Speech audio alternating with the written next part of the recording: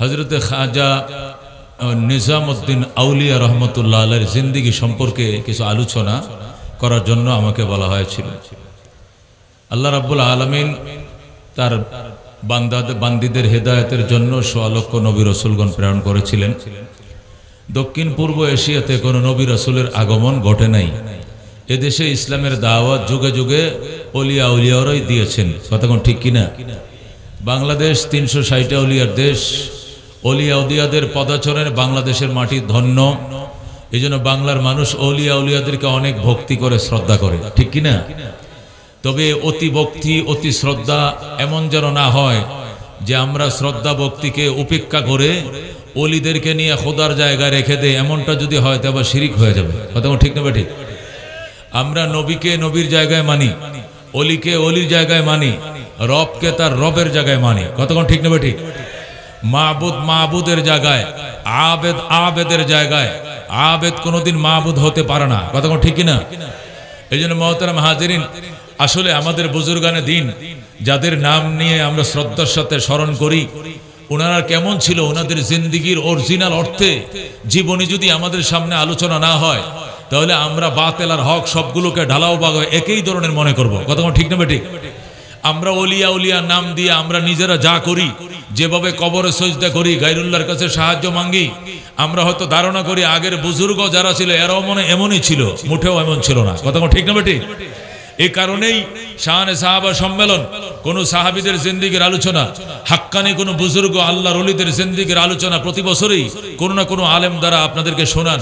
এবছর আমাকে দায়িত্ব দেওয়া হয়েছিল খাজা হযরতে নিজামউদ্দিন আউলিয়া রাহমাতুল্লাহ আলাইহির জিন্দেগি আলোচনা করার জন্য।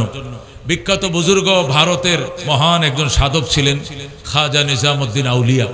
ওনার উপাধি ছিল মাহবুবে ইলাহি। ওনার উপাধি কি ছিল? মাহবুবে ইলাহি ছিল ওনার খেতাব।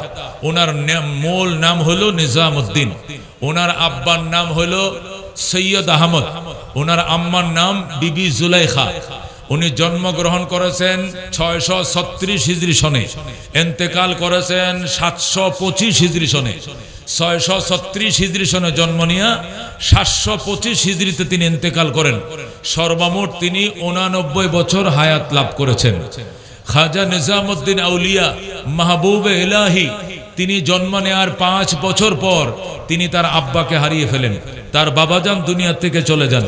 নিজামউদ্দিন আউলিয়াকে লেখাপড়া করানোর জন্য তার বিধবা মা, বিধবা নারী হইয়া নিজামউদ্দিনকে নিয়ে গেলেন হযরত মাওলানা আলাউদ্দিন গজুলির দরবারে। তিনি নিয়ে গেলেন শাহ আলাউদ্দিন গজুলির দরবারে। যাওয়ার পরে সেখানে তিনি 1 বছরে আল্লাহর কোরআন সিনার মধ্যে ধারণ করলেন। যেরকম সুবহানাল্লাহ।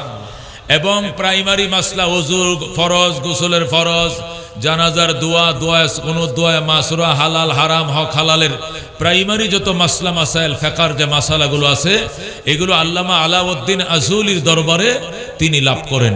এরপরে আল্লামা আলাউদ্দিন আজুলি বললেন, এখন নিজামউদ্দিনকে উচ্চ শিক্ষার জন্য তোমরা হযরত মাওলানা শামসুদ্দিনের দরবারে নিয়ে যাও। তো শামসুদ্দিন দমগানি রহমতুল্লাহ আলাই, শামসুদ্দিন দমগানির দরবারে তার আম্মা তাকে নিয়ে হাজির হলেন। শামসুদ্দিন দমগানি মহিলা, বুরকা পরিহিত এক মহিলা, ছোট বাচ্চা হাতে করে নিয়েছে। বলে, এই ছেলেটি কার? আমার। এখানে কেন নিয়ে আসছো? আল্লাহর কোরআন তার সিনায় ধারণ হয়ে গিয়েছে, প্রাইমারি মাসলা মাসাইল সে জেনে ফেলেছে। এখন তাকে উচ্চতর আরবি এবং আরবির ব্যাকরণ, নাহু, সরফ, ফিকহ, উসুল, বালাগাত, মানতিক ইত্যাদি শিক্ষা লাভ করার জন্য আপনার দরবারে শরণাপন্ন হয়েছি। আল্লামা শামসুদ্দিন দমগানি নিজামউদ্দিনের চেহারার দিকে তাকায় বলে, নিজামউদ্দিন তো এই যুগের শ্রেষ্ঠ আল্লাহর ওলি হবে, তার চেহারাই আমাকে সাক্ষী দেয়। যেরকম আল্লাহু আকবার। যাও তুমি এখানে ভর্তি করে দিয়ে যাও, ওর কোনো খরচ তোমাকে বহন করতে হবে না। ওর বাবাই কি করে? ওনার আব্বা ইন্তেকাল করেছেন। বলল, হে বিধবা নারী, তুমি এর খরচ নিয়ে কোনো চিন্তা করার দরকার নেই। নিজামউদ্দিনের সমস্ত খরচ দমগানির খানকাত থেকে, মাদ্রাসা থেকে বহন করা হবে। হযরত নিজামউদ্দিন আউলিয়া সেখান থেকে শিক্ষা কমপ্লিট করেন। এরপরে ওনার আম্মা জান আল্লাহু আকবার। হযরতে বিবি জুলাইখা ওনার আম্মার নাম। উনি উচ্চতর হাদিস শিক্ষা লাভ করার জন্য যুগ শ্রেষ্ঠ আলেমে দ্বীন আল্লামা কামাল উদ্দিনের দরবারে নিয়ে গেলেন। আল্লামা কামাল উদ্দিনের দরবারে দীর্ঘদিন হাদিসের উচ্চতর ডিগ্রি লাভ করার পরে আল্লামা কামাল উদ্দিন বললেন, নিজামুদ্দিন, ইচ্ছা করলে তুমি এই প্রতিষ্ঠানে শিক্ষকতা করতে পারো, তোমাকে উস্তাদুল হাদিস নিয়োগ দেওয়া হবে। তোমার মতো মেধাবী ছেলে আমার হাত দিয়ে খুব কমেই গিয়েছে। আল্লাহু আকবার। তখন আল্লামা নিজামুদ্দিন আউলিয়া বললেন, বাবাজান, আমি তো জাহিরি এলেমের পূর্ণাঙ্গ টিচিতে পৌঁছে গেলাম, আমি তো জাহিরি এলেমের একটা পর্যায়ে এসেছি, কিন্তু আমি বাতিনি এলেম অর্জন করতে চাই। মারেফতের সোদা কোথায় গেলে পাওয়া যাবে, আমাকে সেখানে এনে যান। তখন আল্লামা কামাল উদ্দিন রহমতুল্লাহ আলাইহি উনাকে নাজিমউদ্দিন মুতাওয়াক্কিল, নাজিমউদ্দিন আল মুতাওয়াক্কিল, যিনি হযরত ফরিদউদ্দিন গঞ্জকশর রহমতুল্লাহ আলাইহির আপন ছোট ভাই ছিলেন, ওই নাজিমউদ্দিন আল মুতাওয়াক্কিলের দরবারে নিয়ে গেলেন। নাজিমউদ্দিন আল মুতাওয়াক্কিল তিনি তাকে প্রাইমারি থেকে আবার মারিফতের সবক পড়াইতে শুরু করলেন। অল্প দিনের ভিতরে তিনি কলেজ লেভেলে চলে গেলেন, মারিফতের সবক পালন করে উচ্চতর জায়গায় চলে গেলেন। উনি খেলাফত লাভের যোগ্য হয়েছেন। তখন নাজিমউদ্দিন আল মুতাওয়াক্কিল বললেন, আমার বড় ভাই আল্লামা ফরিদউদ্দিন গঞ্জকশরের দরবারে আপনি গেলে ভালো হয়। তখন ওই নাজিমউদ্দিন আল মুতাওয়াক্কিল নিজেই নিজামউদ্দিন আউলিয়াকে নিয়ে গেলেন ফরিদউদ্দিন গঞ্জকশরের দরবারে। ফরিদউদ্দিন গঞ্জকশরের দরবারে তিনি পূর্ণ 1 বছর সময় দিলেন। ফরিদউদ্দিন গঞ্জকশর চিশতিয়া সাবিরিয়া তরিকার পক্ষ থেকে উনাকে ইজাজত দিলেন, খেলাফত দান করলেন। যেরকম সুবহানাল্লাহ। আল্লামা ফরিদউদ্দিন গঞ্জকশর রহমতুল্লাহ আলাইহি ছিলেন কুতুবউদ্দিন বখতিয়ার খাকি রহমতুল্লাহ আলাইহির খলিফা। কুতুবউদ্দিন বখতিয়ার খাকি রহমতুল্লাহ আলাইহি ছিলেন খাজা মঈনুদ্দিন চিশতি আজমিরি সঞ্জিরি রহমতুল্লাহ আলাইহির খলিফা। খাজা মঈনুদ্দিন চিশতি আজমিরি সঞ্জিরি ছিলেন খাজা উসমানে হারুনি বাগদাদি আল ইয়েমেনির খলিফা। যেরকম আল্লাহু আকবার। হযরত নিজামউদ্দিন আউলিয়া রাহিমাহুল্লাহ তাআলার এই সংক্ষিপ্ত জীবনী আপনাদেরকে শোনাইলাম। ওনার জীবনের কর্মসূচি ছিল 3টা। কয়টা কর্মসূচি? 1 নম্বর কর্মসূচি, জীবনে যা পাইবো মাওলার থেকে, জীবনে যা চাইবো মাওলার কাছে। দিতে পারে আমার রব, নিতে পারে আমার রব। সুখ শান্তি দুঃখ বিক যা রয়েছে সব রবের থেকে আমাকে অর্জন করতে হবে, এছাড়া কোনো ক্ষমতা মাখলুকের নাই। যেরকম আল্লাহু আকবার।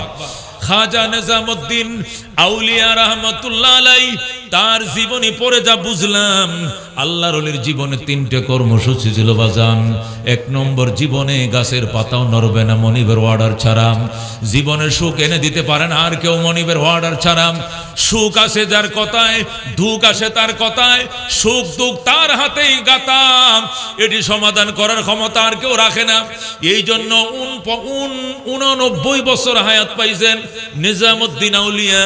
এই 89 বছরের জিন্দেগিতে কোনোদিন অসুস্থ হইলে ডাক্তারের কাছে যায় নাই যে মাওলা আমাকে অসুস্থ করছে, তার যদি মন চায় তিনি আমাকে সুস্থ করবে, আমি ওষুধ খাবে কেন? তিনি ওষুধ খেতেন না, মেডিসিনের দ্বারস্থ হতেন না। তিনি 89 বছর জীবিত ছিলেন। মৃত্যুর আগে তগলক শাহেনশাহ তগলক, ও মুসলমান, তার কাছে গেল বাদশাহ তগলক, দিল্লির শাহী বাদশাহ, তার কাছে গেল দিল্লি গদিনসীন তগলক। তার কাছে যায় বলল, নিজামউদ্দিন, সারা জীবন আপনার সাথে একটু সাক্ষাৎ করতে চেয়েছিলাম, জীবনে আপনার দরজা খোলেন নাই, সাক্ষাৎ করার সুযোগ পাই নাই। এখন বিদায় মুহূর্তে আপনাকে চিকিৎসা করার নিয়তে আমি আপনার কাছে আসতে চাই, আমাকে একটু কাছে আসতে দেন।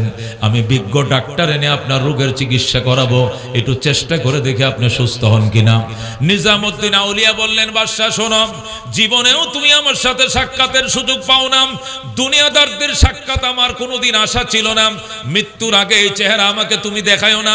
তুমি সংবাদ শুনাইছো চিকিৎসার জন্য, আমি মাহবুবের দরবারে চলে যাওয়ার জন্য প্রস্তুতি নিতেছি। চিকিৎসা কোনো লাভ হবে না, আমি মাহবুবের কাছে চলে যাব। আল্লাহু আকবার। তুমি আইসো না, তুমি যদি আমার কাছে আসো, আমার দম ফুরালের পরে তুমি আসবা, আমার ইন্তেকালের পরে আসবা। আল্লাহু আকবার। আল্লাহর ওলি ইন্তেকালের আগে ওসিয়ত করে গিয়েছিলেন, আমার ইন্তেকালের পরে আমাকে দাফন করবা, আমার খানকা, আমার মসজিদ, আমার মাদ্রাসার সামনে যে পুকুর আছে এই পুকুরের মাঝখানে আমাকে দাফন করবা। তখন বাদশা তার ইন্তেকালের পরে আসছেন, আইসা কাঁদতেছেন, দিল্লিতে ছিলাম আমি আর হুজুর ছিলেন নিজামউদ্দিনে, জীবন একটু দেখা করার জন্য সুযোগ দেয় নাই, আমার দরবারেতে কোনোদিন যায় নাই। নিজামউদ্দিন আউলিয়া কোনো দরবারি মৌলবী ছিল না, বাদশাদের চাটুকার ছিল না, ডিম বিরিয়ানি খাওয়ার জন্য কোনোদিন যাইতো না, এগুলো দরবারি মৌলবী ছিল না, হাক্কানি মৌলবী ছিল। আল্লাহু আকবার। হযরত নিজামউদ্দিন আউলিয়া রাহমাতুল্লাহ আলাইহি তার 2 নম্বর কর্মসূচি ছিল, ও মুসলমান, খাবার হালাল খাইতে হবে। যতক্ষণ পর্যন্ত তিনি শিওর হন নাই এই খাবারটা হালাল, এতক্ষণ পর্যন্ত কেউ দাওয়াত দিলেও তিনি খায় নাই, হাদিয়া দিলেও তিনি গ্রহণ করে নাই। তুমি যে আমাকে হাদিয়া দিলে টাকাটা কোত্থেকে আনছো, উনি কার থেকে আনছে, উনি কার থেকে আনছে, তাহাকি করার পরে যদি উনার বুঝে আসছে তখন সেই টাকা তিনি গ্রহণ করেছেন, নতুবা তিনি গ্রহণ করেন নাই। কেউ খাবার দিলে তিনি খান নাই, কেউ হাদিয়া দিলে তিনি নেন নাই। অত্যন্ত পরহেজগার ছিলেন। আল্লাহর ওলি সব সময় বলতেন, আল্লাহর ওলি সব সময় হাদিসটা বলতেন, লা ইয়াদখুলুল জান্নাতা জাসাদুন গুজিয়া বিল হারাম, লা ইয়াদখুলুল জান্নাতা জাসাদুন গুজিয়া বিল হারাম। নিজামউদ্দিন আউলিয়া এই হাদিসটা বেশি পড়তেন, মুরিদানদেরকে এই হাদিস দিয়ে নসিহত করতেন, ওই দেহ কোনোদিন জান্নাতে ঢুকবে না যে দেহকে হারাম খাদ্য দিয়ে লালন করা হয়েছে। যে দেহের ভিতরে হারাম খাবার ঢুকছে ওই দেহ কোনোদিন জান্নাতে ঢুকবে না। তিনি বারবার বলতেন, ইন্নাল্লাহা তাইয়্যিবুন লা ইয়াকবালু ইল্লা তাইয়্যিবা, ইন্নাল্লাহা তাইয়্যিবুন লা ইয়াকবালু ইল্লা তাইয়্যিবা। নিশ্চয় আল্লাহ পবিত্র, আল্লাহ পবিত্র ছাড়া আর কোনো কিছু গ্রহণ করেন না।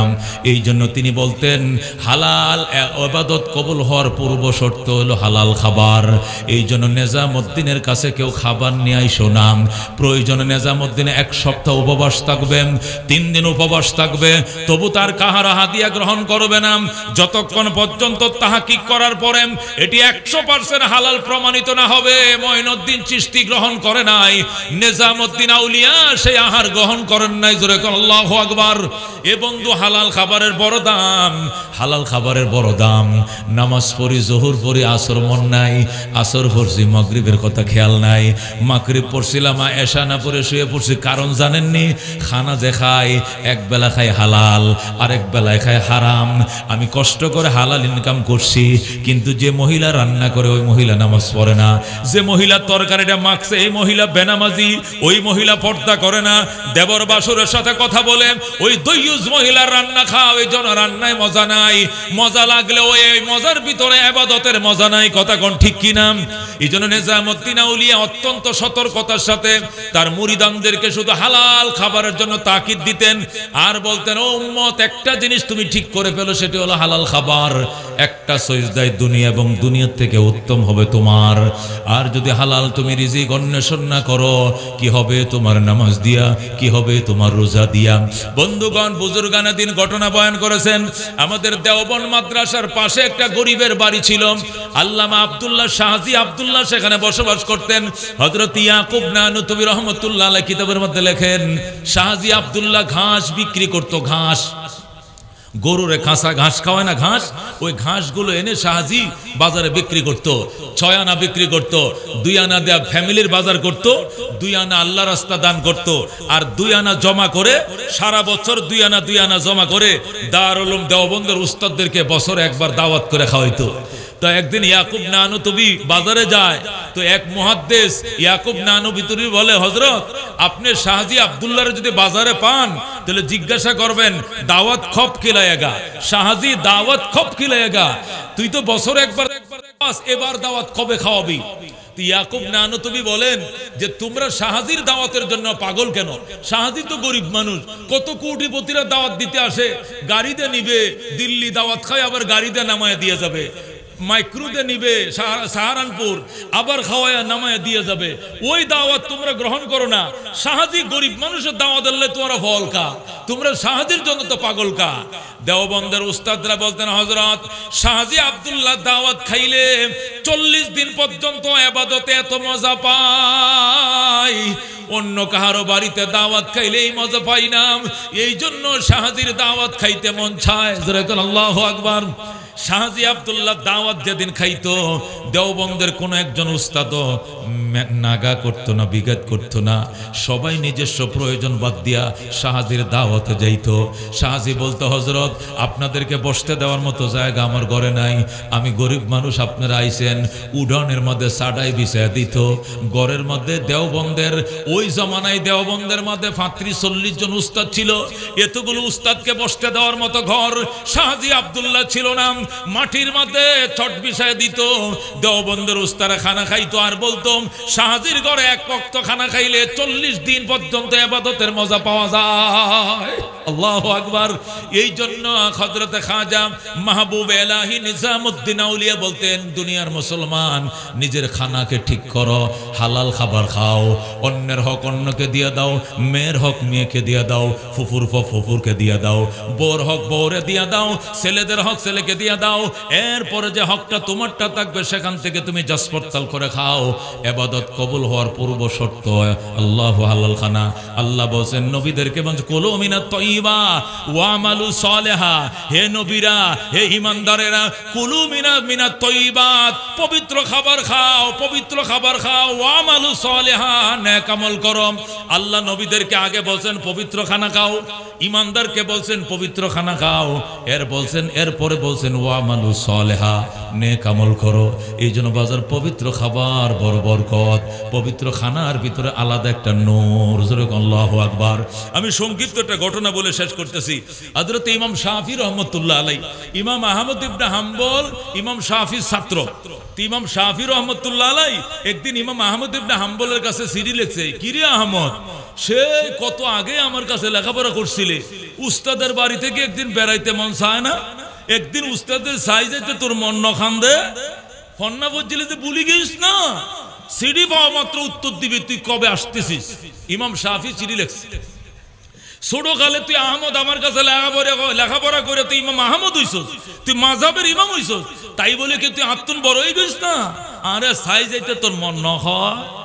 ইমাম আহমদ রহমতুল্লাহ আলাইহি সিডি ফরে আর খান্দায় রে, আমার উস্তাদে সিডি লিখছে। ইমাম আহমদ আবার ফাল্টা সিডি লিখছে, হযরত আমি আগামী শনিবারে আগামী শনিবার ইনশাআল্লাহ সন্ধ্যের ভিতরে আয় অনন খান্দন আয় সময় নফাই দি এহতাল্লাহ ইন্নভার দি আসুম, আগামী শনিবারে আসবো। আল্লাহু আকবার। ইমাম শাফি রহমতুল্লাহ আলাইহি আহমদের চিঠির উত্তর পাইয়াম শাফি বাজার করছে, গোশত কিনছে, গরু গোশত কিনছে, মুরগি কিনছে, কত কিসিমের মাছ কবুতর, কত কিসিমের খানার আয়োজন করছে। ইমাম শাফি রহমতুল্লাহ আলাইহি শনিবার দিন ঠিক সন্ধ্যার আগেই ইমাম আহমদ ইমাম শাফির বাড়িতে হাজির হয়ে গেছে। ইমাম শাফি রহমতুল্লাহ আলাইহি রাজ পরিবারদেরকে দাওয়াত দিছে, সরকারি লোকজনকে মন্ত্রী পরিষদ দাওয়াত দিছে, বিখ্যাত আলেম আসতেছে, পৃথিবীর জাতীয় মানের আলেম আসতেছে, তোমরা তাকে রিসিভ করবা। ওই মিশরের সমস্ত রাজ পরিবার পর্যন্ত ইমাম শাফির সাথে লাইনে দাঁড়াইছে, ইমাম আহমদকে আগায় নেবে, উস্তাদ পর্যন্ত নিজের ছাত্রকে আগায় আনার জন্য লাইনে দাঁড়াইছে। আল্লাহু আকবার। ইমাম আহমদ ইবনে হাম্বল একাই গেছেন, উস্তাদের বাড়িতে খাদেম লয়ে যাইবে লজ্জা লাগবে, এই জন্য খাদেম ননে একা গেছেন। ইমাম আহমদকে ইমাম শাফি রিসিপশন করছে, রাজ পরিবার রিসিপশন করছে। এরপরে ইমাম আহমদের জন্য ফাটি বিছায় দিছে, দস্তরখান বিছায় দিছে, ওফুদ ভাত খাও, বহুত দূরত্ব নাইছো, বুক লেগে আগে খাও, এরপরে হতা আগে খানা খাও। ইমাম শাফি রহমতুল্লাহ আলাইহির ছেলেরা বড় বড় আলেম ছিল, এই আলেম ছেলেরা ইমাম আহমদের জন্য দস্তরখান বিছাইছে, ফাটি বিছাইছে, সিলুম সি দিয়ে দোয়া দেয়। ইমাম আহমদ রহমতুল্লাহ আলাইহির সামনে খানা আনছে, এক বাড়ি গরু গোশত, 4 গান ডিম, 4 পিস মুরগি রোস্ট, আরো ডাল সবজি, কত কিসিমের খানা। ইমাম আহমদ ইবনে হাম্বল খানার দিকে কিছুক্ষণ তাকায় রইছে, অনেকক্ষণ পর্যন্ত তাকায় রইছে। ইমাম শাফি কো কি তুই খাই ফেলাও, জলদি খাও, একটু দূরত্ব নেই, তোমার বুক লেগে। ইমাম আহমদ কো আরেকটু দেখি, অনেকক্ষণ পর্যন্ত খাবারের দিকে তাকায় রইছে। এরপরে বিসমিল্লাহ করে যখন খানা শুরু করছে রে বাজান, খাইতে কমপক্ষে 5 জনের খানা একজনে খায় ফেলাইছে। আল্লাহু আকবার। এখন ইমাম শাফির ছেলেরা ইমাম শাফির খানে ও বাবা, ইবি না ইমাম আহমদ ইবি তো মানুষ নবী রাক্ষস, 5 জনের খানা কেন একজনে খায়? সাইরগেন ডিম সাইরন খাই ফেলে তো না, এক বাড়ি গরু গুস্ত ব্যাগুন খাই ফেলে, একবার পুরা এক বল এক গামলা ভাত সব খেয়ে ফেলছে। ঘটনা কি? কিরে ইমাম শাফি হাই হাই আস্তে খ আস্তে খ, মেহমানের সামনে হইতে নাই, মেহমানের 8 বাজার গুজিয়ে খাইলে তো শান্তি, ন খাইলে না অশান্তি, খানা খাইবার লাই তো রান্ধি। ওড়ো একজন মেহমান আলী কি রান্দা, একজন আলা রান্ধে না, রান্ধে তো 5-7 জন লাই, যা খাইতে তার হক না খাইলে তো শান্তি। আর হুয়াইবার সিনুজ না, আর হুয়াইলো আত্মন বড়ই দে, আল্লাহ বড় বানাই দে। আল্লাহু আকবার। ইমাম আহমদ 4 মাযহাবের এক মাযহাবের ইমাম, হাফিজুল হাদিস, আল্লাহু আকবার। হক না কথা আছে, তুমি তো জীবনে এতে কিনবা ন খাও, তোমার ছাত্র নয় না, উস্তাদের ছাত্রর ফেটকে আর বড় থাকে না, এতে কিন ভাত কেন খায়, 4 গান ডিম 3 গান খাইতো, 1 গান দেখতো, 4 খাই ফেলেন পারে না, বাড়ি ডালি খাই ফেলেন। ঘটনা কি? ইমাম সাহেব আসতে হ, মেহমানে শুনিলে মনে কষ্ট পাইব, নহস তুই জান্নুম করতে কই পরে জানিবি, কিনলে এতে কিন ভাত খাই পরে জানিবি, এখন কিচ্ছু নহস, খানা পিনা শেষ। বাজান তুমি বহুত দূরত্ব সফর করে আসছো, আমার বিছানায় তুমি ঘুম যাইবা। ইমাম শাফি রহমতুল্লাহ আলাই নিজের বিছানা খালি করে আমার বিছানায় তুমি ঘুম যাইবা, আয় ওই দোয়েনের ঘরে ঘুম যাইম, আয় অন্য ঘরে ঘুমাইম, তুই আমার বিছানায় শুইবা। ইমাম শাফি কয় ছেলেরা শোনো, আহমদের জন্য বদনা পরে পানি রাখো, জল থকি রাখো, ডিলাগুলোপন রাখো, বাথরুম মা সিনা দাও, রাতে উঠবো, তাহাজ্জুদ পড়বো, ফজর পড়বো, আল্লাহর বান্দা কিতাব মোতালা করব, পানি যেন অসুবিধা নয়। বদনা ভরে পানি রাখছে, আবার বালতি ভরে পানি রাখছে, ডিলে কুলুপ রাখছে, বাথরুম সিনায় দিছে। আল্লাহু আকবার। সকালবেলা ঘুম থেকে উঠে ইমাম শাফি মসজিদে গেছে ফজরের নামাজ পড়ার জন্য। ইমাম আহমদ ইমাম শাফির কিনারে যায় বসে নামাজ আদায় করছে। নামাজ পড়া শেষ, ইমাম আহমদ এশরাক পড়ছে। এশরাক পড়ার পর ঘরে আসছে, কোন নাস্তা দেন, ছেলেরা নাস্তা দিতে আসছে। এবার ইমাম শাফির ছেলেরা ইমাম শাফির বাজি, ফানির জায়গাত ফানি, ডিলা খুলুবের জায়গা ডিলা খুলুব, বালতির জায়গাত বালতি, এবেকে ওজন বানায় না, এদিকে ওজন বানায়। তাহাজ্জুদ তুই না কই তাহাজ্জুদ পড়িব, আমি ফানি রে কি বদনা ফুরো, বালতি ফুরো, ডিলা খুলুব জিএন জেডে এডার গেড়ে ফুরি দে, তেবে কি ওজন বানায় না, তাহাজ্জুদ ন পড়ে না। এত বড় মাযহাবের একজন ইমাম, উনি কি তাহাজ্জুদ পড়ে নাই? উনি কি পানি খরচ করে নাই? উনি কি বাথরুমে যায় না? আচ্ছা তাহাজ্জুদ ন হলে নহরে দেরি, ফজর নামাজ পড়িবার ওজন বানাইব না, তো পানি কা খরচ ন করে।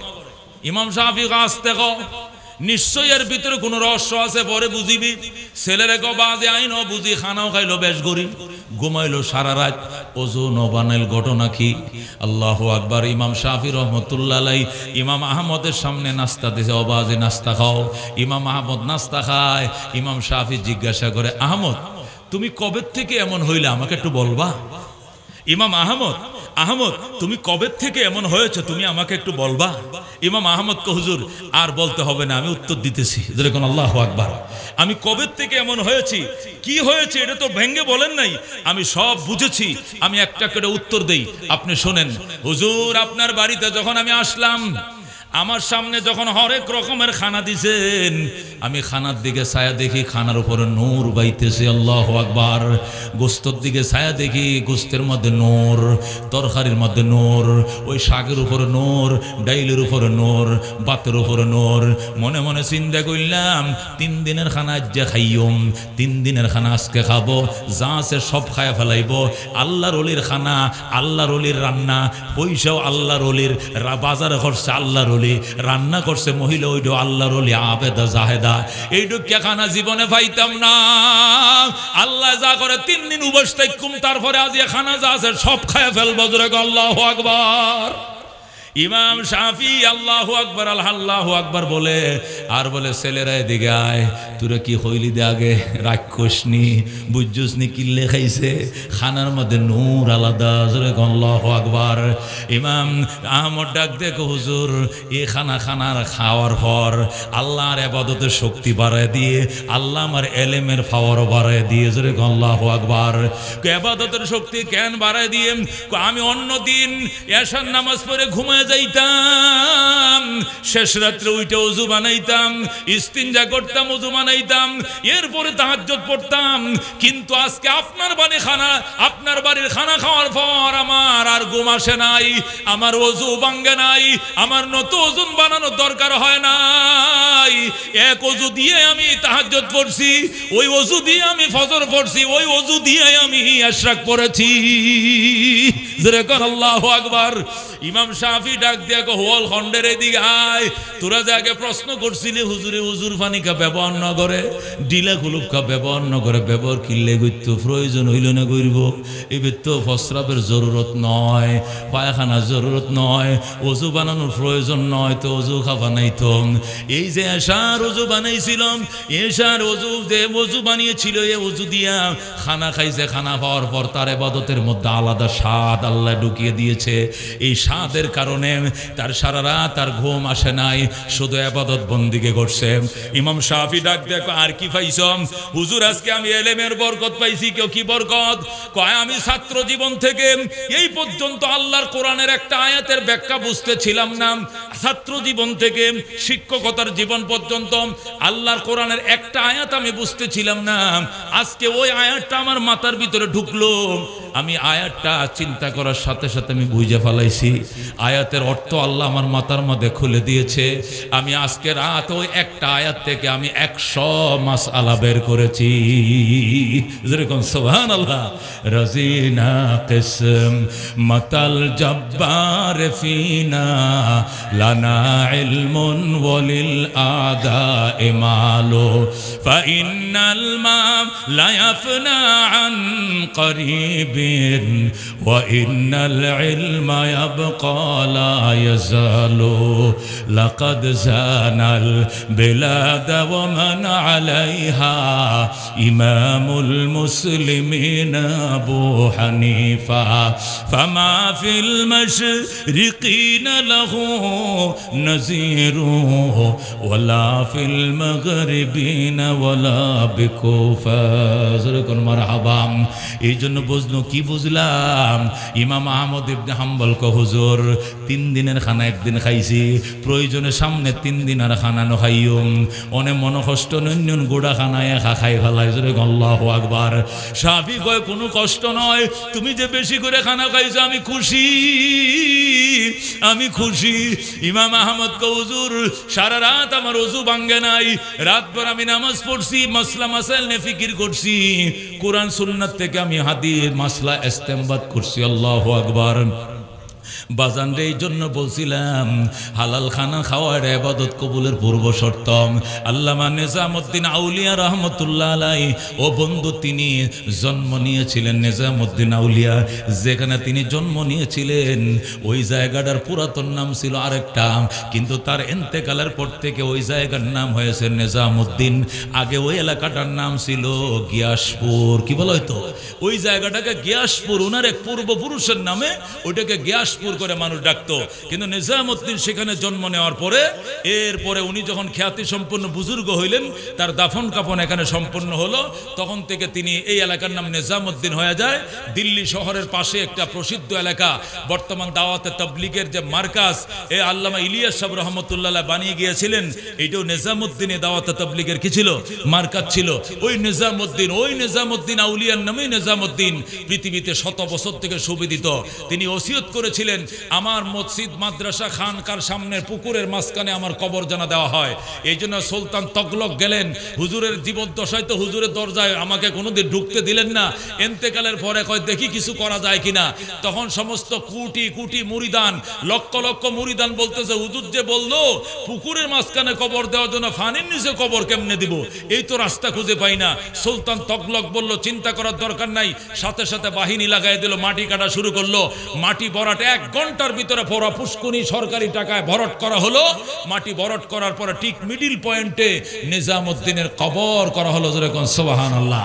মুহতারাম হাজিরিন, আমার এই সংক্ষিপ্ত আলোচনা আল্লামা নিজামউদ্দিন আউলিয়ার জিন্দেগীর আলোচনা থেকে আমরা কি জানতে পারলাম? তার 1 নম্বর মিশন ছিল জীবনের চাওয়া, জীবনের পাওয়া, জীবনের দেওয়া নেওয়া সব কাছ থেকে, আল্লাহর থেকে। গায়রুল্লাহর কাছে যাইবা, গায়রুল্লাহর কাছে চাইবা, যে ঈমান নিয়ে তুমি যাইবা ওই ঈমান মাজারে রাইখা চলে আসবা, সাথে সাথে সাথে বেঈমান হয়ে যাইবা। কথা ঠিক না বেটে? এই জন্য গায়রুল্লাহর কাছে চাওয়া যাবে না, চাইতে হবে কার কাছে? একমাত্র আল্লাহর কাছে। অবাক হয়ে যাইবেন মুসলমান, উপর দিয়ে বিমানে বোম্পিং করছে, সাগর পথে জাহাজ থেকে বোম্পিং করা হচ্ছে, এরপরে শুকনো পথে দামি দামি মার্কাবা ট্যাঙ্ক দিয়ে ঘেরাও করা। এরপরে ফিলিস্তিনের মুসলমানের ওই মুখ থেকে আল্লাহু আকবার শব্দ বন্ধ হয় নাই। মরতেছে তবু বলতেছে আল্লাহু আকবার, দুশ্মনকে গুলি করতেছে আল্লাহু আকবার, শত্রুকে দৌড়াইতেছে আল্লাহু আকবার।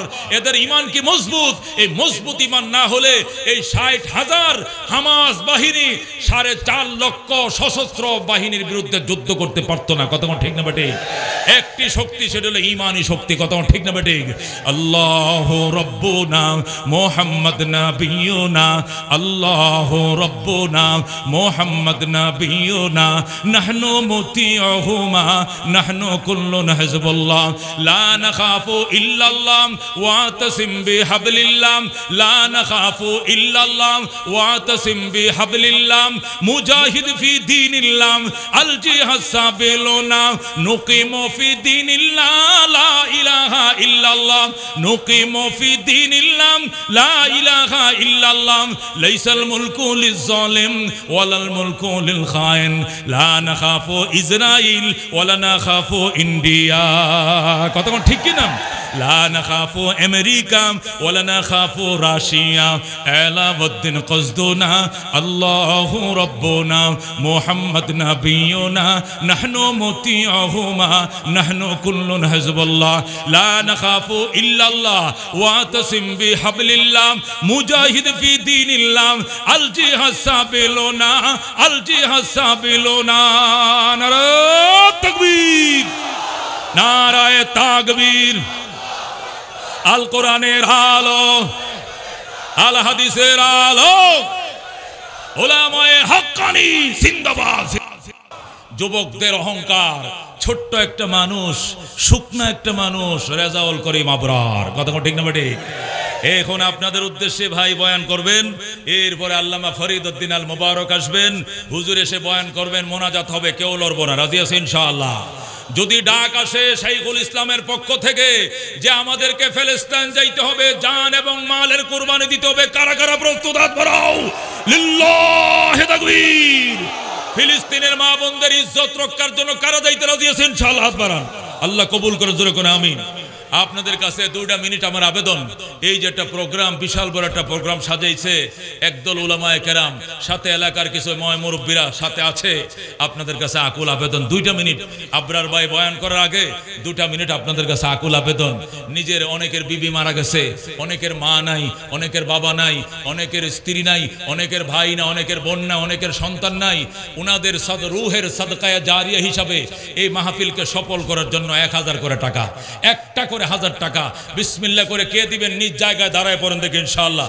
যেই প্রোগ্রাম সফল করার জন্য আমি 1000 টাকা দেবো, কে দিবেন? একটু দাঁড়ান দেখি ইনশাআল্লাহ। আমাদের স্বেচ্ছাসেবকরা ভিতরে ঢুকবে, স্বেচ্ছাসেবক বাজান 1000 টাকা দিবেন। আল্লাহ তুমি কবুল করে, জোরে করে আমিন। আমাদের স্বেচ্ছাসেবকরা ভিতরে ঢুকে পড়ো, যারা 1000 করে টাকা দিবেন দয়া করে হাতটা উঁচু করলে আমাদের স্বেচ্ছাসেবা আপনাদের কাছে যাবে। একটু দয়া করে সহযোগিতার হাত বাড়িয়ে দেন ইনশাআল্লাহ। আমার ভাইরা, এলাকাবাসী, আপনাদের কাছে আকুল আবেদন, 1500, 1500, এর নিচে নয়, 1500 মুরব্বীদের নামে সদকায়ে জারিয়া। এই মাহফিলে যত সওয়াব, এই সওয়াবগুলো আপনার বিবি পাবে, আপনার বাবা পাবে, আপনার মা পাবে, আপনার এতিম সন্তানগুলো পাবে। আপনি ওনাদের জন্য সদকায়ে জারিয়া করে দেন। আমাদের এই রুমালগুলো যাচ্ছে, এই দিক দিয়ে 2 জন নামো, এই দিক দিয়ে নামো, জলদি। মেহমান এসে গিয়েছে, দেরি করা যাবে না। আমি দোলইনগর যাব, গহিরা একটা প্রোগ্রাম আছে এখানে। দয়া করে আপনারা মেহেরবানি করে সবাই দেন, সবাই শরীক হন। আমার হাতে কেউ যদি চান যে হুজুর আপনার হাতে সরাসরি দিব, তাহলে চলে আসেন। 500 টাকা, 1000 টাকা যারা সরাসরি আমার হাতে দিতে চান, ওই যে দেখেন মুরব্বীরা, আমাদের মুরব্বীরা এখানে বসা আছেন, ওনাদের হাতে যদি চান ইনশাআল্লাহ তাহলে সরাসরি হাতে দিতে পারেন। আর যারা ওখানে দিবেন রুমালে দেন, মাশাআল্লাহ হুজুর দিয়ে দিবেন 1000 টাকা। আল্লাহ তুমি কবুল করো, ইয়া আল্লাহ মঞ্জুর করম। হায়াতে বরকত দাও, সুস্থতা বরকত দাও, ইজ্জতে বরকত, পরকাল তরা নিয়ে কষ্ট দিও না, আমিন। মাশাআল্লাহ। অনেক আল্লাহর বান্দারা দিবে, দিয়ে যান মাশাআল্লাহ। 500 1000 যারা স্টেজে দিতে চান সাদকায়ে জারিয়া মাশাআল্লাহ মাশাআল্লাহ। আমার আরেক ভাই 500 টাকা আলহামদুলিল্লাহ, আরেক ভাই 500 টাকা আলহামদুলিল্লাহ, আরেক ভাই 500 টাকা আলহামদুলিল্লাহ। ইয়া আল্লাহ কবুল করো, মঞ্জুর করো, হায়াতে বরকত দাও, সুস্থতা বরকত দাও, ইজ্জতে বরকত, মুরব্বীদের কবরকে জান্নাতের বাগান বানায় দাও, আমিন মাশাআল্লাহ। একটু দ্রুত আমাদের স্বেচ্ছাসেবকরা দ্রুত সামনের দিকে আগান, স্বেচ্ছাসেবকরা দ্রুত আগান। আপনারা ভাই যারা দাঁড়িয়ে আছেন হাজার হাজার ভাইরা, আপনারা যদি 100 টাকাও দেন বহু উপকার হবে। সাদকায়ে জারিয়া আব্বার নিয়তে, আম্মার নিয়তে, মুরব্বীদের নিয়তে আপনারা 100 টাকা দিলেও 10-এর লাঠি 1-এর বোঝা। আপনারা দয়া করে সবাই হাত বাড়ায় দেন, কেউ বাদ থাকবো না ইনশাআল্লাহ। এই সাদকায়ে জারিয়ার মধ্যে সবাই শরীক হব। প্রতি বছর এই প্রোগ্রামটা যাতে চালাইতে পারে, যুবকরা প্রতি বছর এই প্রোগ্রামটা যেন চালাইতে পারে, আপনাদের দোয়াও চাই, আপনাদের সহযোগিতা চাই।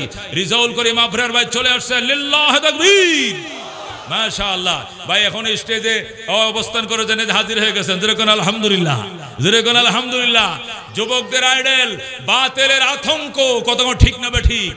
আকিদার মাসালা আহলুস সুন্নাহ জামাতে বর্তমানে বাংলাদেশে যুবকদের মধ্যে সেই আগে, কত ঠিক কিনা? আমাদের মুরব্বীদের মধ্যে আল্লামা অলিপুরি সাহেব ছিলেন, হুজুর এখন বৃদ্ধ হয়ে গিয়েছেন, তারা যোগ্য শাগরিদ তৈরি করে গিয়েছেন, কত ঠিক কিনা? অলিপুরি সেই সিলেটের সন্তান, আবরারও সেই সিলেটের সন্তান, কত ঠিক কিনা? সেই শাহজালালের দেশের লাঠি, কত ঠিক কিনা? বাতিল ঠিক হয়ে যাবে ইনশাআল্লাহ। এই জন্য এই যুবকদেরকে বাঁচিয়ে রাখতে হবে, ওনাদের জন্য আমাদের দোয়া থাকতে হবে, ভালোবাসা থাকতে হবে, অকার ইজ্জত থাকতে হবে, কতক্ষণ ঠিক নেবে ঠিক? আল্লাহ আমার ভাই এখানে উপস্থিত হয়েছেন, এমন কথা তার জবান থেকে খোদাই যেন বের করে দেয়, যাতে করে আমরা সে জাহিলি অন্ধকার থেকে হাটাদের মহতান সজুর আল্লামা কোরাইশি দামাত বরকাতুল আলিয়া, খলিল আহমদ কোরাইশি দামাত বরকাতুল আলিয়া, আমার বাবা যান 2 মিনিট দোয়া চাইবেন। ওনার অনেক জায়গায় প্রোগ্রাম, বড়দের তো বড় চাহিদা, এরপরও আবরার সাহেবের আগে আমাদের মুরব্বী সারা বাংলাদেশের মাদরে ইলমি উম্মুল মাদারেস জামিয়া আহলিয়া দারুল উলুম মঈনুল ইসলাম হাটাদের চাটগাম, আমরা সেই মাদ্রাসারই ছাত্র, ছোটবেলায় এখানে লেখাপড়া করে আল্লাহ চোখ মুখ খুলিয়েছেন। হযরত আপনাদের সামনে মুখতাসর 2টি কথা বলবেন, এরপরে আবরার ভাই ইনশাআল্লাহ আলোচনা করবেন। আল্লাহ কবুল করুন, আমিন। ওয়া আখির দাওয়ানা আনিল হামদুলিল্লাহি রাব্বিল আলামিন।